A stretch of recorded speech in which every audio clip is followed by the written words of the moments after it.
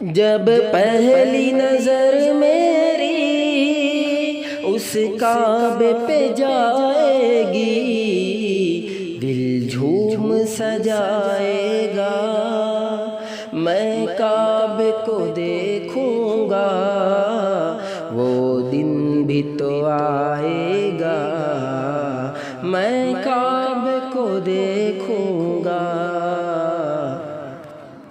بسم اللہ الرحمن الرحیم، الحمد للہ وکفی وسلام علی عبادہ الذین اصطفی، اما بعد فاعوذ باللہ من الشیطان الرجیم، بسم اللہ الرحمن الرحیم۔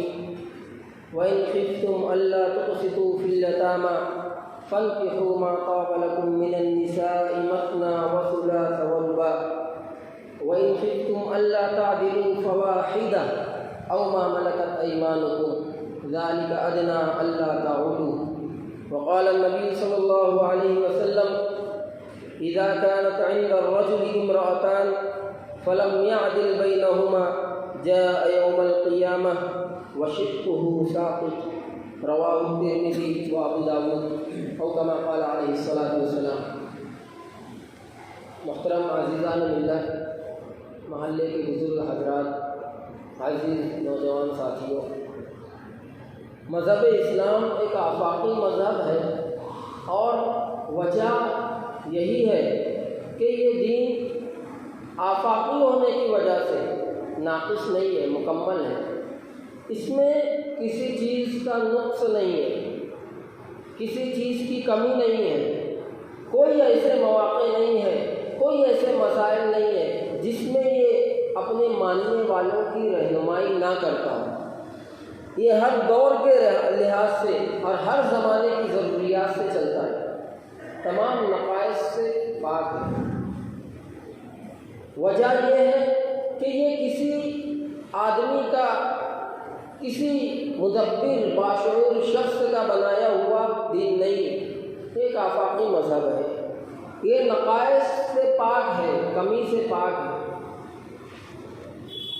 اس کے اندر ہر زمانے کے لحاظ سے اپنے ماننے والوں کی رہنمائی کرنے کی صلاحیت ہے۔ کوئی مسئلہ ایسا نہیں ہے جس میں یہ خاموش ہو گیا ہو یا رہنمائی نہ کر سکتا، ورنہ دوسرے مذاہب ایسے ہیں جن میں کئی مسائل وہ ہیں جن میں اس سے متعلق احکام ان مذاہب میں موجود نہیں ہیں۔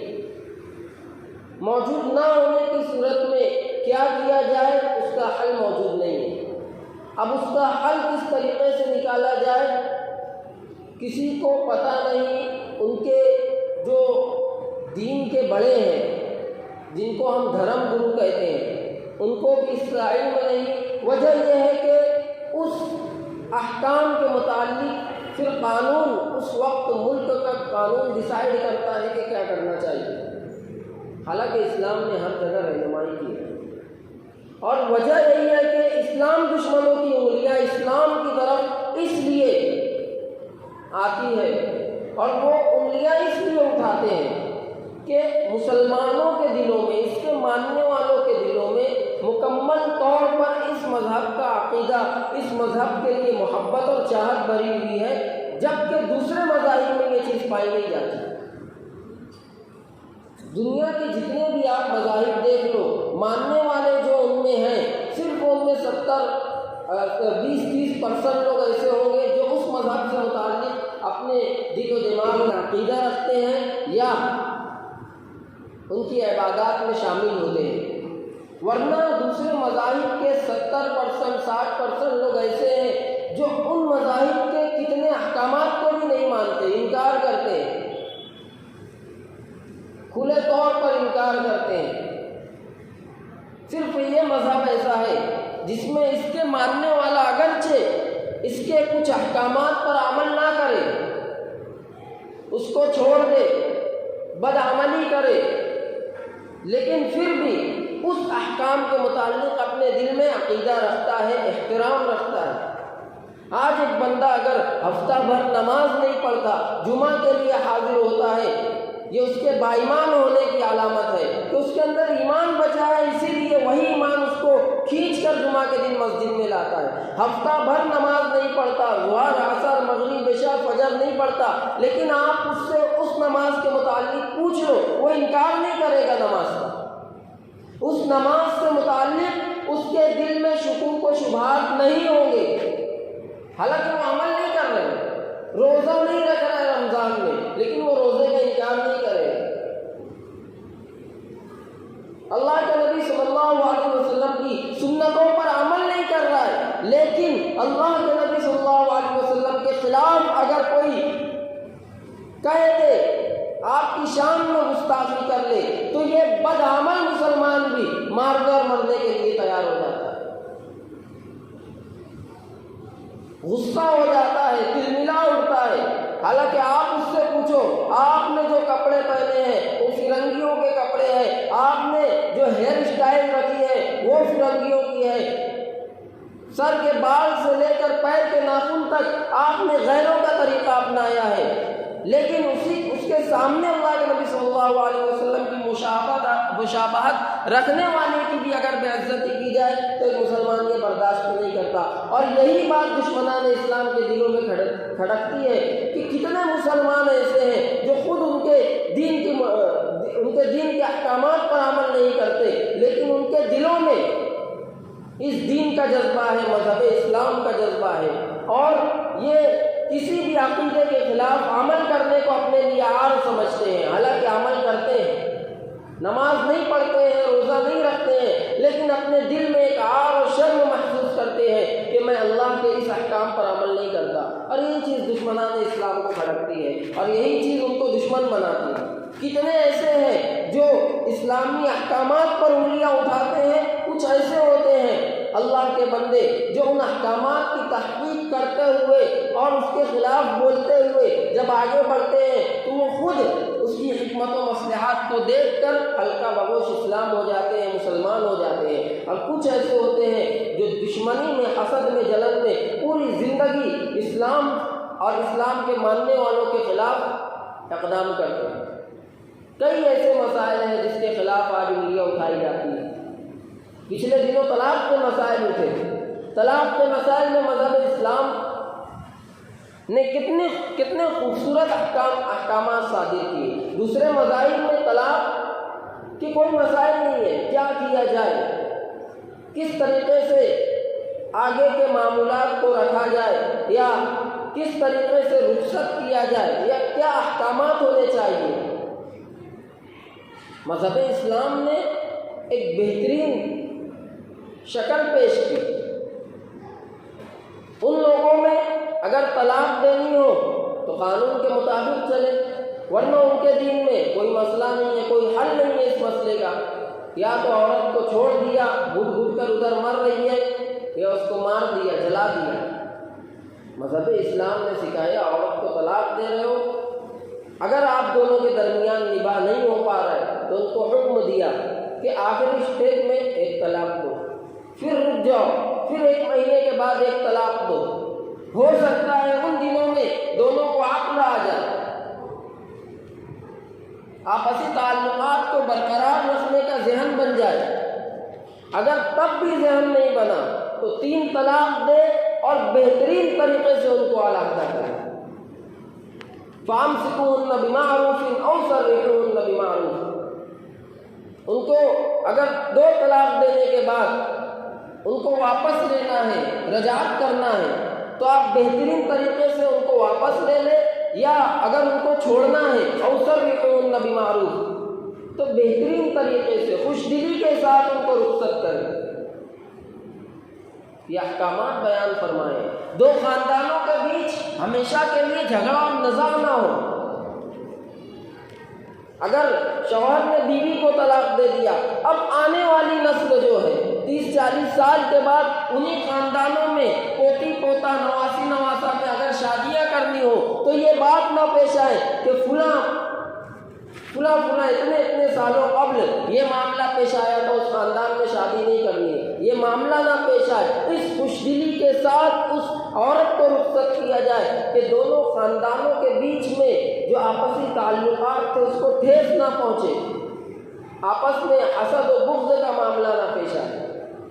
اتنے خوبصورت طریقے سے اسلام نے اس کا نظام بتایا، حلالے کا نظام بتایا کہ اگر بیوی کو طلاق دے دیا، 3 طلاق، اب اس سے وہ شادی نہیں کر سکتا، یہاں تک کہ اس عورت سے دوسرا کوئی شادی کرے اور پھر اس کو طلاق دے تو یہ بندہ اس سے شادی کر سکتا ہے۔ اس پر بھی انگلیاں، میراث کے مسائل پر انگلیاں اٹھائی جاتی ہے کہ مذہب اسلام نے عورتوں کے حقوق کو چھینا ہے، باپ کی وراثت میں سے بیٹوں کو سے نصف بھی لڑکیوں کو کیوں دیا جاتا ہے۔ اس کے بہت سارے مسائل ہیں، اور بیویاں کئی ایک وراثت کی حقدار ہوتی ہے، میں اس میں جانا نہیں چاہتا، بڑی تفصیل ہے۔ دادا کے رہتے ہوئے پوتے کو دادا کی وراثت میں سے حصہ نہیں مل سکتا، شریعت نے بتلایا ہے، لیکن 37 صورتیں ہیں جس میں سے 36 صورتوں میں مل سکتا ہے، صرف ایک صورت میں نہیں مل سکتا۔ بس وہی ایک صورت کو پکڑ کر دشمن اسلام، اسی ایک شکل کو پکڑ کر دشمنان اسلام پر تنقید کرتے ہیں۔ تعدد ازدواج کے معاملے میں، ایک سے زیادہ نکاح کے معاملے میں، ایک سے زیادہ شادیوں کے معاملے میں آواز اٹھاتے ہیں کہ عورتوں پر ظلم ہے۔ مذہب اسلام ایک سے زائد شادی کرنے کے معاملے میں پہلی بیوی پر ظلم کر رہا ہے، لڑکیوں پر ظلم کر رہا ہے۔ حالانکہ آپ اگر دیکھیں گے تو مذہب اسلام میں صرف یہ عمل رائج نہیں تھا، بلکہ مذہب اسلام کے آنے سے قبل بھی، مذہب اسلام کے آنے سے پہلے بھی لوگ کئی شادیاں کرتے تھے۔ عرب میں یہ دستور تھا کہ 20 30 50 شادیاں کر لیا کرتے تھے، اور ان میں ان کو جو عورتیں پسند ہو، جن سے محبت زیادہ ہو، جو دکھنے کے اعتبار سے زیادہ خوبصورت ہو، میلان ان کی طرف ہوتا تھا، اور دوسری بیویوں پر ظلم کرتے تھے، ان کو چھوڑ دیا کرتے تھے، ان کے پاس آنا جانا نہیں ہوتا تھا، ان کے حقوق کی پاسداری نہیں ہوتی تھی۔ مذہب اسلام نے اس کو ختم کیا۔ دوسرے مذاہب میں جو ہم پر انگلیاں اٹھاتے ہیں، وہ خود اپنے مذہب کا مطالعہ نہیں کرتے، ان کو خود اپنے مذہب کے متعلق پتہ نہیں ہے۔ دنیا کے 3 بڑے مذاہب ہیں مذہب اسلام کے علاوہ، پرانے مذاہب جو ہیں، یہودیت، عیسائیت اور ہندو مت۔ ان مذاہب میں بھی کئی شادیوں کا رواج تھا، کیا کرتے تھے، بلکہ ان مذاہب کے پیشواؤں نے کئی شادیاں کی، اور ان مذاہب کے ماننے والوں میں یہ جن کے متعلق اپنے دل میں احترام رکھتے ہیں، انہوں نے کئی شادیاں کی، مگر آج آ کر مذہب اسلام کے خلاف، مذہب اسلام کے احکامات کے خلاف اور حضرت محمد صلی اللہ علیہ وسلم کے خلاف یہ دروگوئی کرتے ہیں۔ ہندو مت، کرشن جی 3 بیویاں تھیں نا، راجا دشرتھ کئی ایک بیویاں تھیں جن کے متعلق یہ عقیدہ رکھتے ہیں، کرشن جن کو یہ گاڈ مانتے ہیں، اور کئی ان میں ایسے با احترام اشخاص جنہوں نے کئی شادیاں کی تھی، وہاں پر ان کی نظر نہیں جاتی، اور ہم کچھ غلط ان کو نہیں کہتے، ہم بس یہ بتا رہے ہیں کہ آپ نے جو ہماری طرف انگلی کی ہے، 4 انگلیوں کا رخ آپ کی طرف ہے، آپ مطالعہ کیجیے آپ کے مذاہب کا۔ آپ کو مذہب اسلام نے تو ایک حد قائم کی ہے 4 کی، آپ کے مذاہب میں تو حد بھی نہیں، حد بھی نہیں۔ یہودیوں اور عیسائیوں میں آپ دیکھ لیجیے، یہ حضرت ابراہیم علیہ السلام کو مانتے ہیں۔ حضرت ابراہیم کی کتنی بیویاں تھیں؟ کتنی بیویاں تھیں؟ 2 تھی نا، ایک حضرت حاجرہ اور ایک حضرت سارہ علیہ السلام۔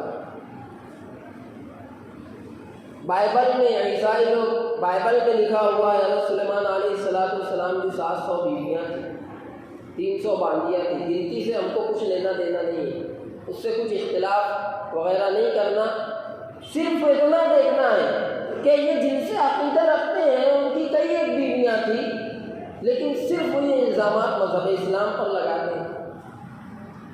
چینیوں میں، چینی مذہب کے مطابق پہلے 130 شادی کرنے کی اجازت تھی۔ چینی لیڈروں کے حرم میں 3 ہزار لڑکیاں ایک وقت میں ہوتی تھی۔ اسلام نے تو اس کو کم کیا ہے، محدود کیا ہے، حد مقرر کیا۔ خود مذہب اسلام کے آنے سے پہلے صحابہ کرام کی بھی کئی کئی بیویاں تھیں۔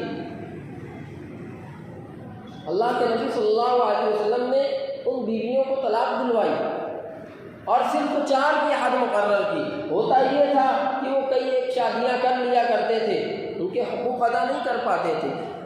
طائف کے سردار غیلان ابن اسلمہ ثقفی رضی اللہ عنہ، ان کی 9 بیویاں تھیں۔ جب انہوں نے اسلام قبول کیا تو اللہ کے نبی صلی اللہ علیہ وسلم کے حکم کے مطابق ان کو 5 بیویوں کو طلاق دینے کا حکم ملا کہ 5 بیویوں کا طلاق دو اور ان کو رخصت کرو، ان کو آزاد کرو کہ وہ کسی اور سے شادیاں کر لے۔ نوفل ابن معاویہ کی 5 بیویاں تھیں، 1 کو طلاق دی گئی۔ قیس ابن حارث رضی اللہ عنہ کی 10 بیویاں تھیں، 6 کو طلاق دی گئی۔ اتنی شادیاں ہوتی تھی، اور یہ مذہب اسلام پر الزام لگتا ہے کہ مذہب اسلام نے بیویوں کی تعداد کو بڑھایا، حالانکہ ایسا نہیں ہے۔ مذہب اسلام نے بیویوں کی تعداد کو کم کیا اور ایک حد مقرر کر دی کہ تم کو 4 تک نکاح کرنا ہے، جتنی طاقت ہو، جتنی وسعت ہو اور جتنا تم عدل کرنے کی قوت رکھتے ہو۔ اگر تم 4 کی بھی قوت نہیں رکھتے اور کم کرو، 3 کی بھی قوت نہیں رکھتے اور کم کرو، 2 کی قوت نہیں رکھتے، 1 بیوی پر اکتفا کرو۔ اگر اس سے زیادہ کرو گے سنت پر عمل کرنا نہیں ہوگا بلکہ آپ گنہگار ہو اگر بیویوں کے درمیان آپ عدل قائم نہیں کر سکتے۔ اسلام نے حد مقرر کیا، ان کے حقوق بتلائے، اور آپ آج بھی شرح دیکھ لیجئے، یہاں پر تو ماحول نہیں ہے، ہندوستان میں ماحول نہیں ہے، لیکن آپ دیکھ لیجئے یہ جو لوگ انگلیاں اٹھاتے ہیں ان کی شرح دیکھ لیجئے، ہندوستانی سرکاری رپورٹ دیکھ لیجئے، 0.99% مسلمان دوسرا نکاح کر رہے ہیں، 1000 میں سے 9 مسلمان سے تو نکاح کر رہے ہیں، 1 سے زائد۔ اور شرح ہندوؤں کی، عیسائیوں کی، یہودیوں کی مسلمانوں سے بڑھی ہوئی ہے۔ انگلیاں کیوں اٹھ رہی ہے؟ مذہب اسلام نے اجازت دی ہے نا، اس لیے یہ انگلیاں اٹھا رہے ہیں۔ ان کے مذاہب میں ایسا کچھ ہے نہیں، ان پر الزامات لگ نہیں سکتے۔ یہ زنا کو جائز سمجھتے ہیں، غیر محرم سے ناجائز تعلقات کو جائز سمجھتے ہیں، قوانین بناتے ہیں۔ مغربی ممالک نے اسٹے لگایا، ممانعت عائد کی، قانون بنایا 1 سے زیادہ شادی نہیں کرنی۔ ہندوستان میں قانون بنا میاں بیوی کے رہتے ہوئے اگر بیوی کسی غیر محرم سے، کسی غیر مرد سے تعلق رکھنا چاہے تو اس کو اجازت ہے۔ مرد شوہر بیوی کو ہوتے ہوئے کسی غیر عورت سے تعلق رکھنا چاہے جائز ہے، قانونی کوئی گرفت نہیں ہے۔ مرد زنا کرنا، لواطت کرنا چاہے جائز ہے، عورت ہم جنس ہو کر غلط کام کرنا چاہے جائز ہے، لیکن مسلمان مذہب اسلام کے احکامات پر عمل پیرا ہوتے ہوئے، حقوق کو ادا کرتے ہوئے، مذہب کی پاسداری کو اپنے پاس رکھتے ہوئے، اس پر عمل کرتے ہوئے 1 سے زائد نکاح کرے تو وہ مجرم ہے، اس کو مجرم قرار دیا جاتا ہے، اس کو حواسی کہا جاتا ہے، شہوت پرست کہا جاتا ہے، نفس پرست کہا جاتا ہے۔ مذہب اسلام پر کھلا الزام لگاتا ہے۔ اللہ کے نبی صلی اللہ علیہ وسلم نے جو 4 شادیوں کی اجازت دی تھی، پہلے آپ یہ سن لیجئے، مذہب اسلام نے 1 سے زیادہ نکاح کرنے کی اجازت دی ہے، حکم نہیں دیا ہے، حکم نہیں دیا ہے۔ اجازت ہوتی ہے کہ بھائی اگر آپ کرنا چاہے تو کر لیں، نہ کرنا چاہے تو مت کرے، اجازت ہے، رخصت ہے آپ کو، حکم نہیں دیا ہے۔ اور کسی مصلحت کی بنا پر، کسی حکمت کی بنا پر یہ اجازت نہیں ہے۔ آپ دنیا کی رپورٹ دیکھ لیں، قدرتی اعتبار سے جو ہے مرد اور عورت، لڑکی لڑکے کی جو پیدائش ہوتی ہے ولادت تو برابر ہوتی ہے، جتنے لڑکے پیدا ہو رہے ہیں اتنی ہی لڑکیاں پیدا ہوگی، اتنی ہی لڑکیاں پیدا ہوں گی۔ اگر چھیڑ چھاڑ نہ کی جائے مادہ رحم کے ساتھ، سونوگرافی کر کے لڑکیوں کو گرایا نہ، حمل ثابت نہ کیا جائے، یا زندہ درگور نہ کیا جائے، یا مارا نہ جائے، تو ان کی تعداد محدود رہے گی اور ان کی تعداد برابر رہے گی۔ لیکن آپ قبرستان جائیں، گیٹ سے پارٹیاں پڑھنا شروع کریں، زیادہ مردوں کی قبریں ملیں گی، عورتوں کی آپ کو کم ملے گی۔ وجہ یہ ہے کہ عورتوں کے مقابلے میں مرد زیادہ مرتے ہیں، عورتوں کے مقابلے میں مرد کی اموات زیادہ ہوتی ہیں، مردوں کی اموات زیادہ ہوتی ہیں۔ ایکسیڈنٹ ہو گیا، کئی مر گئے، مرد مرے، بہت کم عورتیں مرتی۔ حادثات ہو گئے، میلوں میں 200 مرد کام کر رہے تھے، آگ لگ گئی، 200 مرد گئے۔ بھائی گیری کون کرتا ہے؟ آپ نے بہن گیری سنا ہے کبھی؟ گنڈا گردی نہیں نا، بھائی گیری کرتے ہیں مرد ہی کرتے ہیں، جیل میں جاتے ہیں مرد ہی جاتے ہیں، پھانسی پر چڑھتے ہیں مرد ہی چڑھتے ہیں، جنگ کرتے ہیں مرد ہی کرتے ہیں، بارڈر پر دشمنوں سے لڑتے ہیں مرد ہی لڑتے ہیں اور مرتے ہیں۔ ان کی عورتوں کا کیا؟ یہ جو مر رہے ہیں ان کی عورتوں کا کیا؟ پہلی جنگ عظیم 1919 کے آس پاس ہوئی، 14 سے 19 یا 15 سے 19 میں 80 لاکھ مرد مرے، ان کی عورتوں کا کیا؟ امریکہ نے جاپان پر بم گرائے، دوسری جنگ عظیم ہوئی، 6.5 کروڑ مرد و خواتین مرے، جس میں مرد کی تعداد زیادہ تھی، ان کی عورتوں کا کیا؟ انگلینڈ، جرمنی یہ جنگوں میں ملوث تھے، ان میں عورتوں کی تعداد بڑھ گئی تھی۔ 1984 میں یوتھ وہاں کے نوجوانوں نے ایک عالمی کانفرنس بلائی، کہا کہ عورتوں کی تعداد بڑھ گئی ہے، مردوں سے 3-4 گنا زیادہ ہے، کیا کیا جائے؟ حل وہی نکلا جو مذہب اسلام نے نکالا ہے، جس کا حل بتایا ہے کہ عورتوں کی شادیاں کی جائے، مردوں کی 1 سے زائد شادی کی جائے، اور ہر مرد کوشش کرے کہ اپنے حرم میں 1 سے 2-3 بیویاں لے، تاکہ یہ عورتوں کا مسئلہ حل ہو۔ ورنہ یہ جو 2-3 گنا زیادہ عورتیں ہیں، اگر مرد ایک وہاں شادی کر لے تو یہ 2 گنا عورتیں جائیں گی کہاں؟ یا تو گھل کر گھر پہ مریں گی یا کسی کوٹھے پر جا کر اپنا جسم بیچیں گی، اپنی عزت کا سودا کریں، غلط کاموں میں ملوث ہو۔ اسلام نے حکمت و مصلحت کے تحت اس چیز کو آگے رکھا ہے۔ 19ویں صدی میں امریکہ کا سروے ہوا تھا، اور سروے میں یہ بات آئی تھی کہ ایک مرد کی شادی ایک عورت سے کرا دی جائے، تو مکمل سروے ہوا تو 71 لاکھ عورتیں ایسی بچ رہی تھی جن کے لیے کوئی مرد نہیں تھا۔ ان کا کیا ہوگا؟ تو اسلام نے یہ اجازت جو دی، حکم نہیں ہے، الفاظ پر دھیان دینا، اسلام نے حکم نہیں دیا ہے، اجازت دی ہے، اور یہ جو اجازت دی ہے وہ کسی مصلحت کی بنا پر، کسی حکمت کی بنا پر تھی۔ کچھ عورتیں بیچاری ایسی بھی ہوتی ہیں جو ناک و نقشے میں بہتر نہیں ہوتی ہے، کالی ہوتی ہے، ان کا نکاح مشکل ہو جاتا ہے، ان کا نکاح۔ اور یہاں پر ماحول نہیں ہے، میں باہر کا آپ لوگوں کو بتلا رہا ہوں کہ کوئی شخص دوسری شادی کرنا چاہے تو ایسی لڑکی کو اپنے نکاح میں لے لیتا ہے، ایسی لڑکی کو اپنے نکاح میں لے لیتا ہے، اس کا گھر بس جاتا ہے۔ ورنہ بھائی کوئی کسی کو ہوتا نہیں آگے چل کر، بہن کو دھکے مار کر ہٹاتے ہیں، کوئی اتنے دن پالتا نہیں ہے کسی کو، خود غرضی کا زمانہ چل رہا ہے۔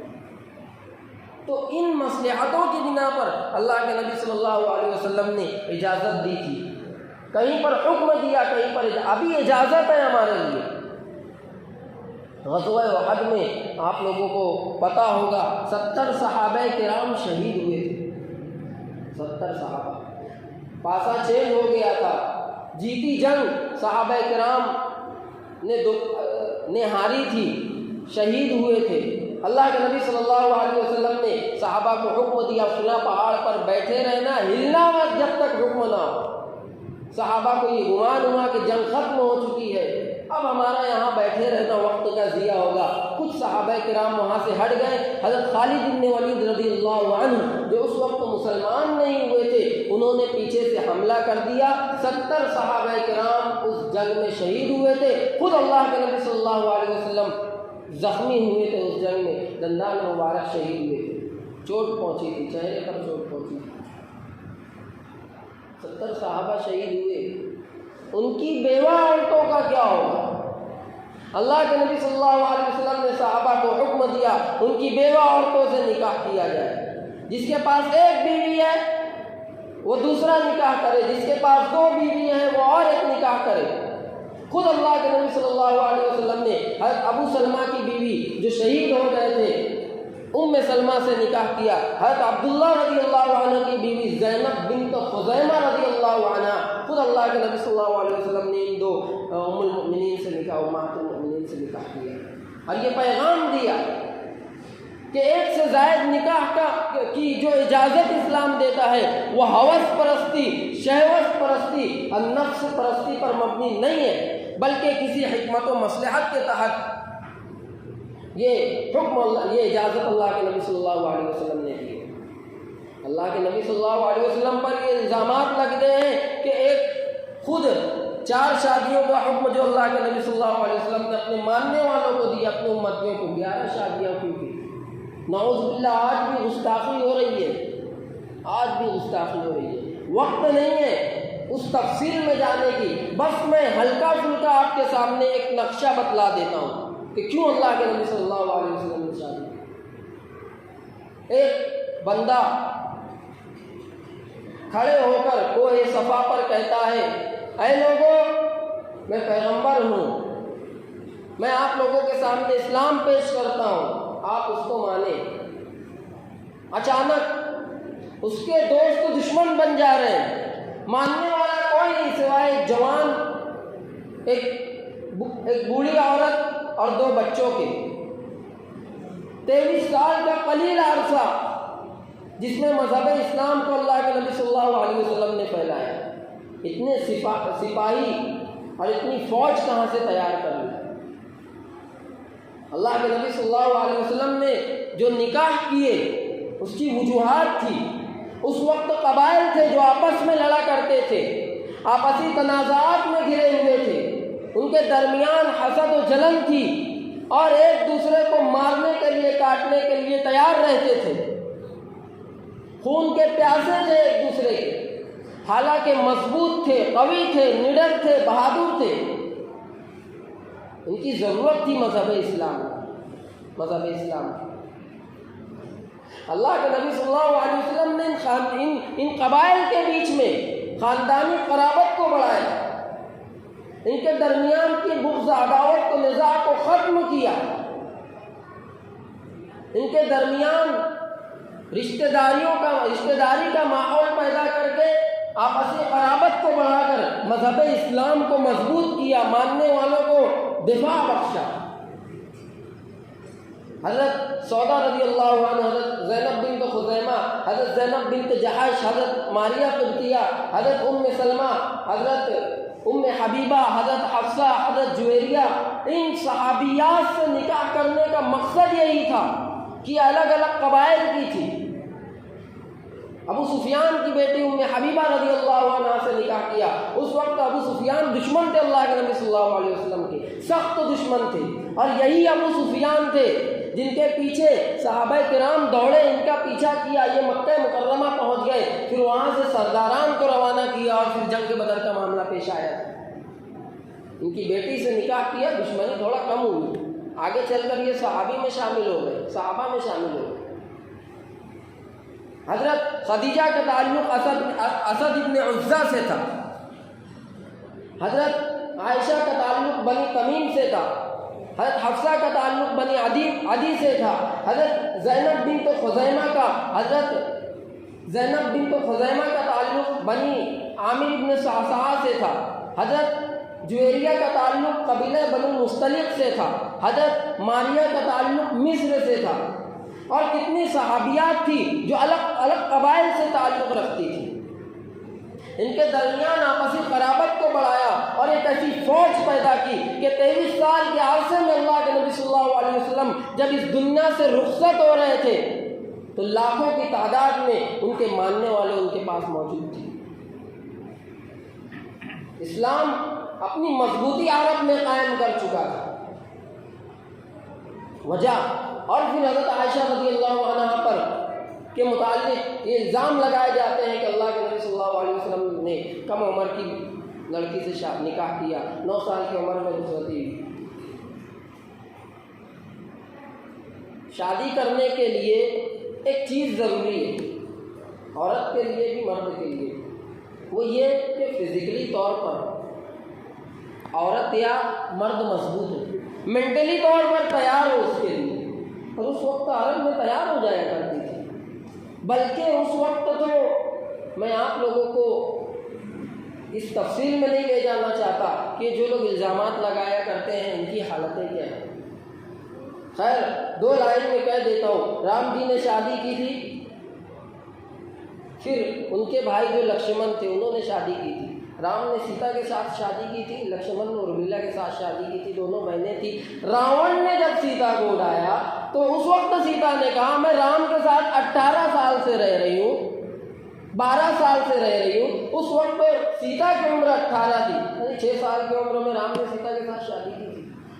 اور سیتا کی چھوٹی بہن ارمیلا جس سے لکشمن نے شادی کی تھی، چھوٹی بہن تھی، شادی ایک ہی دن ہوئی تھی لکشمن اور رام کی۔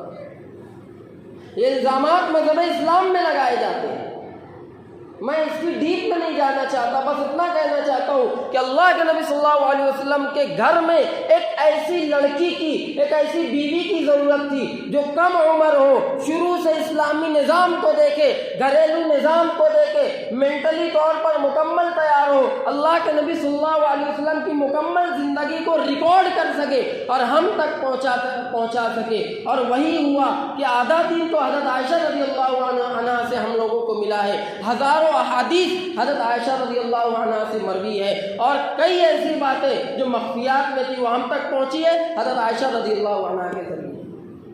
یہ لوگ کہتے ہیں انہوں نے ظلم کیا تھا، آپ کے یہاں ریپ ہو رہے ہیں، آپ کے یہاں غلط کاریاں ہو رہی ہیں، آپ نے اس کے متعلق قوانین نہیں بنائے۔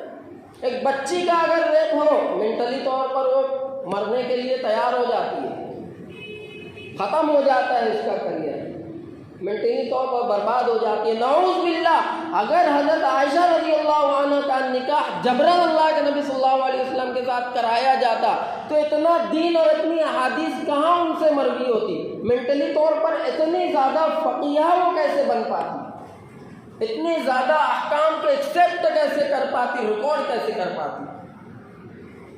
خیر، آج کی تقریر کا عنوان یہ تھا کہ اس ایک سے زائد نکاح کے شرائط اور پھر اس کی حکمت و مصلحت۔ دیکھو، میں یہاں پر اچھا ہوا یہاں پر مسجد کے آس پاس گھر نہیں ہے، آواز جاتی ہے بازو گھرانے میں بھی، عورتیں ایسا سمجھیں کہ یہاں کر میں پاٹ پڑھا رہا ہوں، ایک سے زیادہ نکاح کرو، ایسا نہیں ہے۔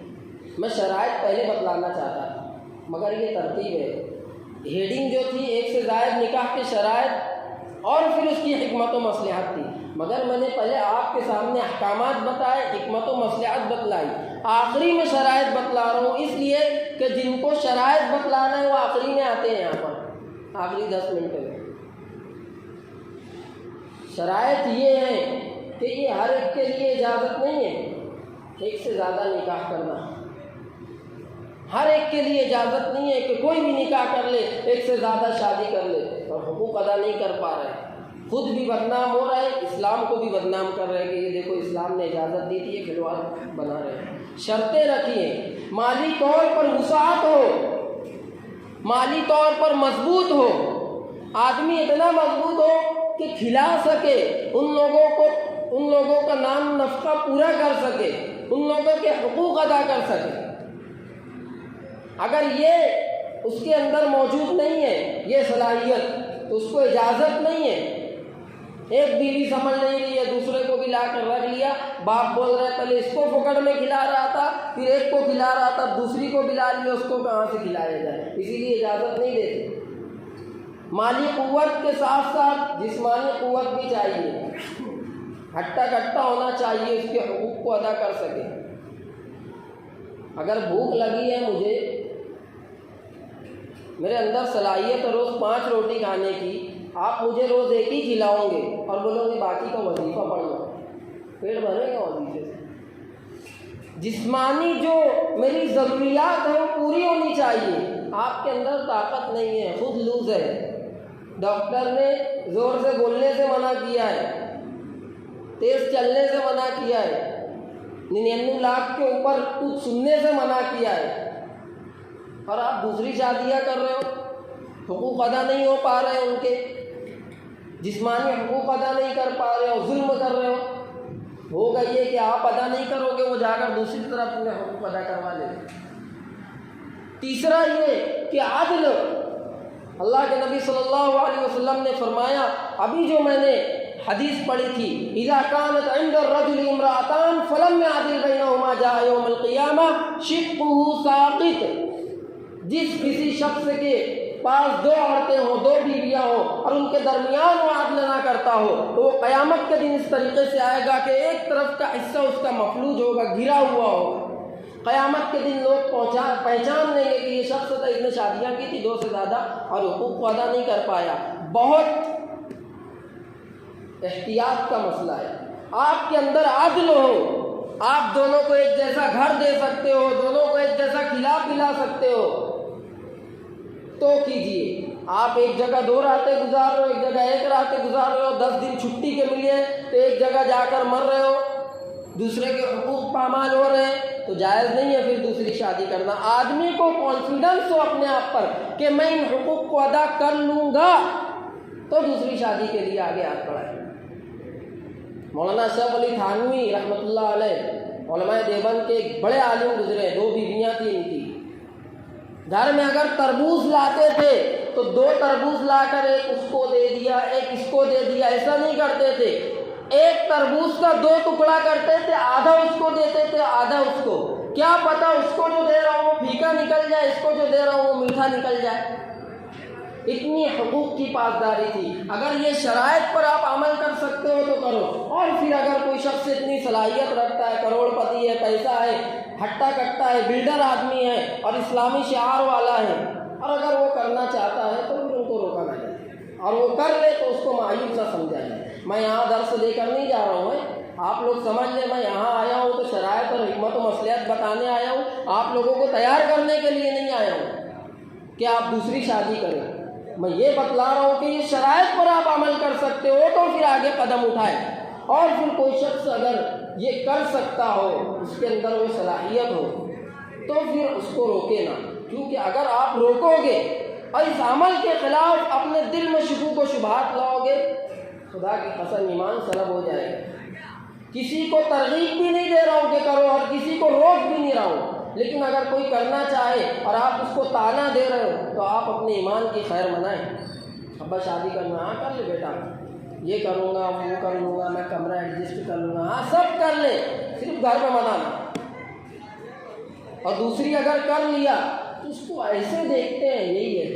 عورتیں اگر جمع ہو گئی، عورتیں تو ہیں، 2 منٹ میں سرکار اٹھا دیتی ہے کسی کی اور کسی کی گرا دیتی ہے۔ جتنی اسپیڈ میں مہاراشٹر کی گری اور بنی ہے، اس سے زیادہ اسپیڈ میں ان کی سرکاریں گرے آتی ہے اور بن جاتی ہے۔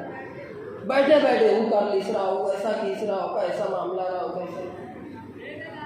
ان کا شوہر دوسری طرف منہ مار رہا ہے جا کر، وہ برا نہیں ہے، یہ جائز طریقے سے دوسری شادی کر لے رہی ہے، برا ہے۔ اور جو دوسری شادی جو کر کے جس کو یہ نکاح میں لیتا ہے، اس کی دوسری بیوی، محلے کی عورتیں ایسی کانا پھوسی اور ایسے شکاری نظروں، اس کو ایسے غلط نظروں سے دیکھتی ہے جیسے اس نے بھی کوئی بڑا جرم کر دیا ہو۔ اور پھر شوہر کو تو تانے ملتے ہیں، کہیں دکھ نہیں رہا ہے، گواہی ہے دوسری کے پاس، یعنی تانے دیے جاتے ہیں۔ تو پہلی بات، اسلام نے احکام و کسی حکمت و مصلحت کی بنا پر اجازت دی۔ دوسری بات، جو لوگ الزامات لگایا کرتے ہیں ان کے مذاہب میں خود اس کے احکامات محدود ہیں۔ تیسری بات، اسلام نے بیویوں کی تعداد کو بڑھایا نہیں بلکہ اس کو محدود کیا۔ چوتھی بات، اگر آپ ان شرائط پر اتر سکتے ہو تو آپ یہ قدم اٹھاؤ۔ پانچویں بات، کسی نے اگر قدم اٹھا لیا تو اس کو طعنہ نہ دے، معیوب نہ سمجھے، اس کو تڑی پار نہ کرے، بلکہ اس کے متعلق اپنے دل میں بھی اعتدال رکھے اور کسی بھی شکوک و شبہات سے اپنے آپ کو پاک رکھے۔ اللہ تعالی ہمارے دین کی حفاظت فرمائے۔ الحمدللہ۔